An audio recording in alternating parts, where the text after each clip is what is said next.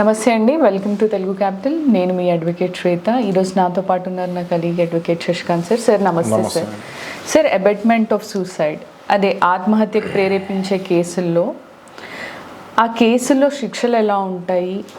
ఒకవేళ ఎక్విటల్స్ వస్తే అవి ఏ బేసిస్ మీద వస్తాయి? ఇప్పుడు ఈ అబెట్మెంట్ ఫర్ సూసైడ్ అనే కేసెస్ మనం గతంలో డీల్ చేసాము ఆల్రెడీ.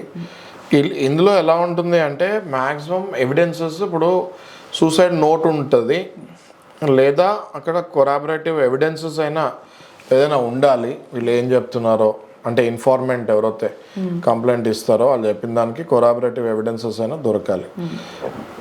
జనరల్గా సూసైడ్ నోట్లో వాళ్ళ పేర్లు ఉంటే అది ఒక రీజన్ లాగా తీసుకోవచ్చు. అక్కడి నుంచి మళ్ళీ ఇన్వెస్టిగేషన్ అయ్యే ఉంటారు, ఇన్వెస్టిగేషన్ చేస్తారు. దాని తర్వాత ట్రయల్ కోర్టులో క్రాస్ ఎగ్జామినేషన్స్, తర్వాత ఆర్గ్యుమెంట్స్, తర్వాత డిగ్రీ వస్తాం జరుగుతుంటుంది.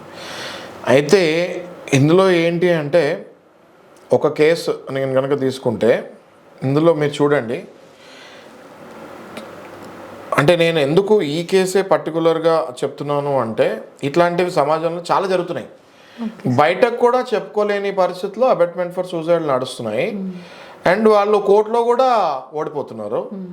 తర్వాత వాళ్ళ చావుకి ఒక అర్థం లేకుండా అయిపోతుంది. అందుకని నేను ఈ పర్టికులర్ కేసు చెప్తున్నాను. ఒక కేసు ఇది పర్టికులర్లో ఒక కేసు తీసుకుంటే మనం యాజ్ పర్ ద ప్రాసిక్యూషన్ ఒక కేసు ఎఫ్ఐఆర్ అయింది 2009లో.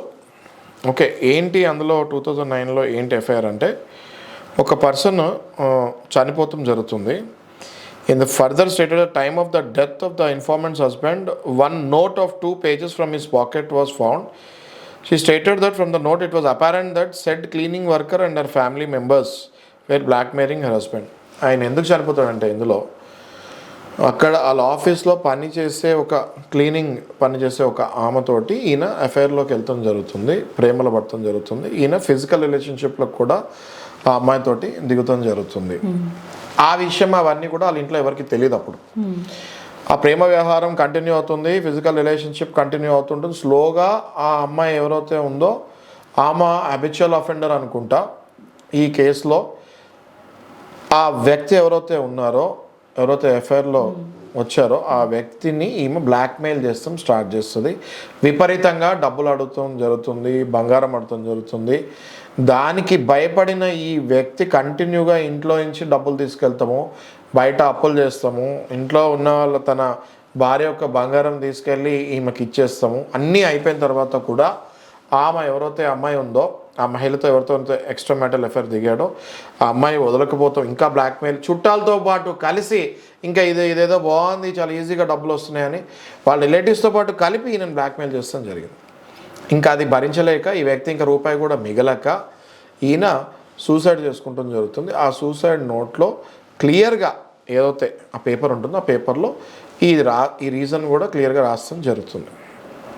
రాస్తాం జరిగిన తర్వాత వీళ్ళకి కింద కోర్టులో శిక్ష కూడా పడుతుంది, ఇంప్రిజన్మెంట్ కూడా పడుతుంది. వీళ్ళు వేరే క్యాస్ట్ ఉండటం వల్ల వీళ్ళకి పనిష్మెంట్ 5 years పడుతుంది, ప్లస్ ఫైన్ కూడా 10,000 rupees ఈచ్ పడుతుంది. 5 years పడుతుంది. తర్వాత సుప్రీంకోర్టుకి కేసు వెళ్తాం జరుగుతుంది. సుప్రీంకోర్టుకి వెళ్ళిన తర్వాత సర్ప్రైజింగ్లీ ఈ కేసులో సుప్రీంకోర్టు అక్కడ ఏం చెప్తుంది అంటే ఏదైతే పనిష్మెంట్ వచ్చిందో ఆ పనిష్మెంట్ని కూడా సెట్ అసైడ్ చేస్తాం జరుగుతుంది. ఏమని చెప్తుంది సుప్రీంకోర్టు అంటే ఇక్కడ finally even if we take the suicide note as correct and genuine, we do not find any act of incitement on the part of the appellants proximate to the date on which the deceased commit suicide. ఏ రోజైతే ఆయన suicide చేసుకున్నారో ఆ రోజు వీళ్ళు ఏదో blackmail చేసినట్టు లేకపోతే చిత్రహింస పెడుతున్నట్టు ఎట్లాంటి ఎవిడెన్సెస్ కూడా దొరకలేదు. ఆయన ఆ ప్లేస్లో అక్కడ ఏదో పాయిజన్ తీసుకున్నట్టు కూడా బాటిల్ కూడా అవి కూడా ఇక్కడ ఏమీ కనిపించలేదు. ఎన్నో రకాలుగా మనము పరిశోధించినా కూడా ఫారెన్సిక్ వెళ్ళి హ్యాండ్ రైటింగ్ అదంతా చూసినా కూడా అది అంత కరెక్ట్గా ఇండికేట్ చేయట్లేదు అని చెప్పేసి ఈ కేసుని సెట్ అసైడ్ చేస్తాం కూడా జరిగింది. మీరు ఎందుకు నేను ఈ పర్టికులర్గా ఈ కేసు తీసుకున్నా అంటే అన్ని కేసులు కూడా సుప్రీంకోర్టుకి వెళ్ళి మీకు ఊరట వస్తుంది అని కాదు, ప్లస్ అన్నీ ఊరట వస్తుందని కాదు, ప్లస్ అలాగే మీరు ఎక్కడైతే పనిచేస్తున్నారో లేకపోతే మీ చిన్ననాటి స్నేహితులో ఫేస్బుక్లో వాళ్ళు పరిచయం అవుతామో, ఇన్స్టాగ్రామ్లో పరిచయం అవుతామో, సడన్గా మీకు ఆఫీస్లో ఎవరో కొలీగ్స్ పరిచయం అవుతామో, లేకపోతే మీ సబార్డినేట్స్ ఎవరైనా పరిచయం అవుతామో, దయచేసి మీరు గనక ఇలాంటి అఫైర్స్లోకి ఏమైనా దిగి తర్వాత వాళ్ళ చేత బ్లాక్మెయిల్ చెందితే కనుక ఆ తర్వాత బ్లాక్మెయిల్ భరించలేక ఈ పర్సన్ ఇందులో సూసైడ్ చేస్తాం జరిగింది. ఒకసారి ఈయన చనిపోయిన తర్వాత వాళ్ళకి పనిష్మెంట్ వేస్తారా లేదా అన్నది మనం పక్కకు పెడితే పోయిన ఈయన ప్రాణం మాత్రం మనం వెనక్కి తీసుకొని రాలేము. కాబట్టి దయచేసి మీరు పర్టికులర్గా ఇట్లాంటి కేసెస్లోనే చాలామంది ఫాల్స్ రేప్ కేసెస్ కూడా పెట్టడం జరిగింది. మిమ్మల్ని ముగ్గులోకి దింపి తర్వాత మిమ్మల్ని బ్లాక్మెయిల్ చేసి మీ దగ్గర ఉన్న డబ్బు దోచుకుంటాం కాకుండా మీ ప్రాణాలు కూడా దోచుకుంటాం జరుగుతుంది. కాబట్టి నేను స్పెషల్లీ మగవాళ్ళకి చెప్పేది ఏంటంటే be very careful when you get into relation with anyone.